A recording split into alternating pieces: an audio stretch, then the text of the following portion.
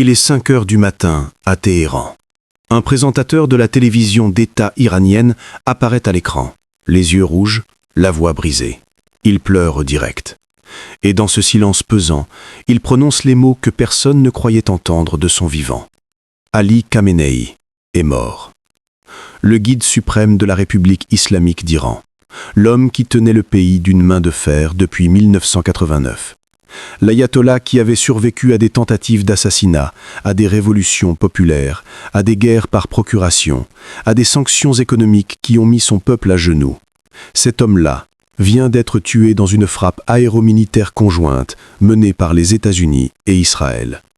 Nous sommes le 1er mars 2026 et le Moyen-Orient ne sera plus jamais le même. Mais voici la vraie question, celle que tout le monde se pose en ce moment même. Maintenant que Khamenei est mort, qui dirige l'Iran? Et surtout, est-ce que sa disparition signifie la fin du régime, ou au contraire le début d'une guerre encore plus terrible? La réponse va vous surprendre. Parce que ce qui se passe en ce moment à Téhéran est bien plus complexe, bien plus dangereux et bien plus fascinant que ce que les chaînes d'infos en continu vous racontent. Restez jusqu'à la fin de cet article, parce que les 10 prochaines minutes pourraient changer votre façon de comprendre le monde entier. La nuit du 28 février. Comment tout a basculé en quelques heures. L'opération Epic Fury et Roaring Lion. La nuit où l'impensable est devenu réel. Pour comprendre ce qui se passe aujourd'hui, il faut revenir à hier soir. Le 28 février 2026, à l'aube iranienne, des centaines de missiles de croisière et des vagues d'avions de combat israéliens et américains ont pénétré l'espace aérien iranien dans un silence presque total. Aucune déclaration de guerre préalable, aucun ultimatum public. Juste une frappe chirurgicale d'une précision terrifiante, baptisée conjointement Epic Fury du côté américain et Roaring Lion du côté israélien. La cible principale, le complexe résidentiel et sécurisé du guide suprême Ali Khamenei, en plein cœur de Téhéran. Selon le Guardian, au moins 4 bâtiments de ce complexe ultra fortifié ont été directement touchés. Des bâtiments qui, d'après les services de renseignement américains et israéliens, abritaient ce matin-là une réunion extraordinaire du cercle le plus intime du pouvoir iranien. C'est là que réside le détail qui change tout. Les renseignements américains et israéliens savaient. Selon le Wall Street Journal, les États-Unis et Israël auraient attendu l'opportunité parfaite, une opportunité où les dirigeants militaires et politiques iraniens, les plus puissants, seraient réunis au même endroit, au même moment, une fenêtre de tir rarissime, et ils l'ont saisie. Dans les premières heures, la confusion a été totale. Le ministre iranien des Affaires étrangères, Abbas Araghchi, est apparu sur NBC News depuis Téhéran pour affirmer que Khamenei était vivant pour autant qu'il le sache. Une déclaration qui, quelques heures plus tard, s'est révélée être soit une erreur de sa part, soit une tentative désespérée de gagner du temps. Car à 21h locale, Benyamin Netanyahou est apparu à la télévision israélienne et il a prononcé ces mots, avec un calme glaçant. Ce matin, nous avons détruit le complexe du tyran Khamenei au cœur de Téhéran.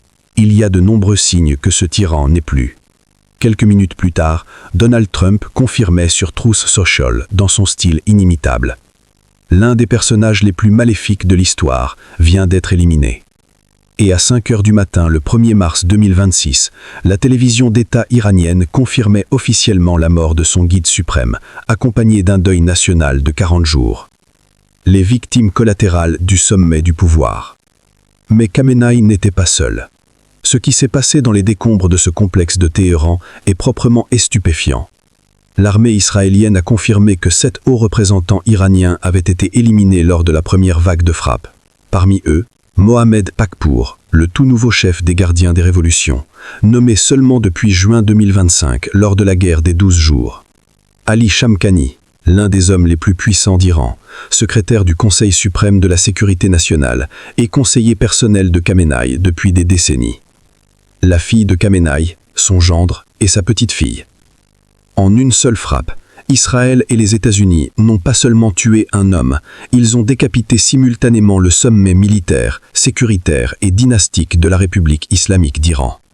C'est une opération qui n'a pas de précédent dans l'histoire moderne. Pas même l'élimination de Qassem Soleimani en 2020, qui n'était qu'un gardien, aussi influent soit-il, n'avait atteint ce niveau de destruction au sein du commandement suprême iranien. Qui dirige l'Iran en ce moment même? Le vide au sommet, un régime sans tête.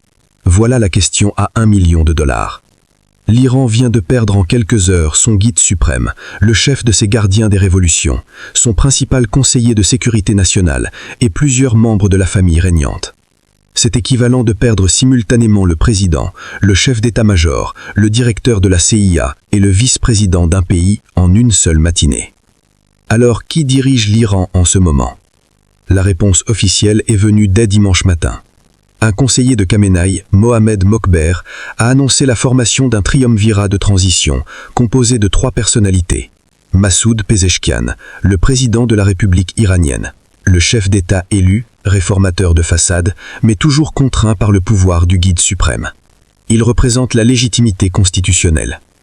Gholam Hossein Mohseni Ejei, le chef du pouvoir judiciaire iranien, l'un des hommes les plus conservateurs du système, connu pour sa sévérité envers les opposants et les dissidents. Et un juriste du Conseil des gardiens de la Constitution, l'organe qui supervise la conformité des lois avec la charia islamique et qui a le pouvoir de valider ou d'invalider toute décision politique majeure.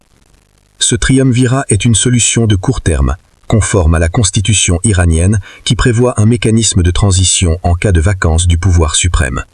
Mais il est fondamentalement instable. Pourquoi? Parce que ces 3 hommes ne partagent pas la même vision de l'avenir de l'Iran. Et parce que le vrai pouvoir en Iran n'a jamais vraiment appartenu aux civils. Les gardiens des révolutions. Le vrai pouvoir en coulisses. Voici ce que les médias grand public ne vous disent pas assez clairement. En Iran, le pouvoir réel n'est pas entre les mains du président. Il n'était même pas entièrement entre les mains du guide suprême, aussi puissant soit-il. Une partie massive du pouvoir économique, militaire et sécuritaire de l'Iran est entre les mains des gardiens des révolutions, le corps des gardiens de la révolution islamique, connu sous l'acronyme CGRE ou IRGC en anglais. Les gardiens des révolutions, c'est un État dans l'État. Ils contrôlent des pans entiers de l'économie iranienne, des centaines d'entreprises, des ports, des industries, des médias. Ils supervisent le programme de missiles balistiques. Ils dirigent les milices proxy à travers le Moyen-Orient, le Hezbollah au Liban, les Houthis au Yémen, le Hamas à Gaza, des milices en Irak et en Syrie. Et ils ont leur propre corps de renseignement, indépendant du ministère des Affaires étrangères. Avec la mort de Mohamed Pakpour, leur chef vient d'être éliminé, mais les gardiens des révolutions ne disparaissent pas avec lui.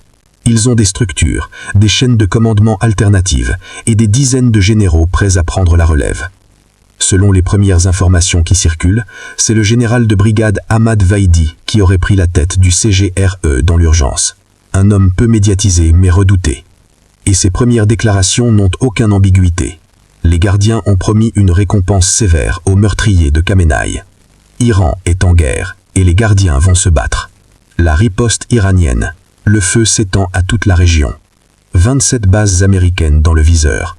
Ce matin même, pendant que vous lisez ces lignes, des missiles iraniens traversent les cieux du Moyen-Orient. L'Iran a lancé sa riposte avec une brutalité et une ampleur sans précédent.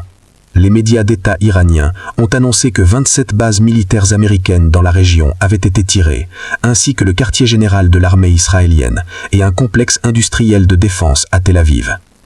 Les cibles ne se limitent pas à Israël. Des explosions ont retenti à Manama, au Bahreïn, où est stationnée la 5e flotte américaine, à Doha, au Qatar, et à Dubaï, aux Émirats arabes unis.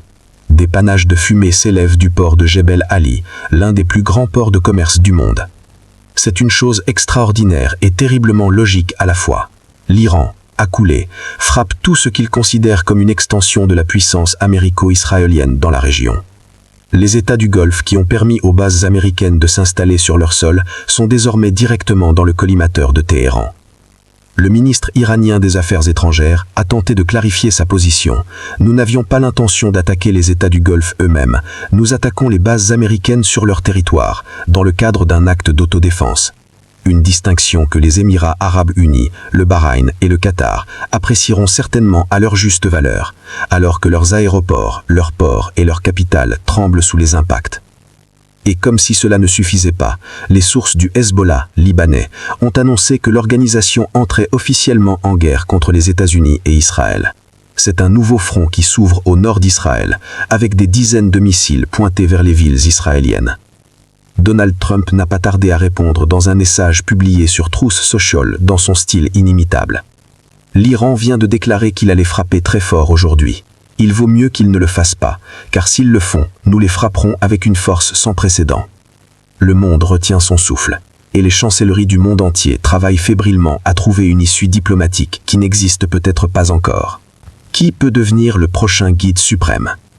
La constitution iranienne, un mécanisme de succession complexe.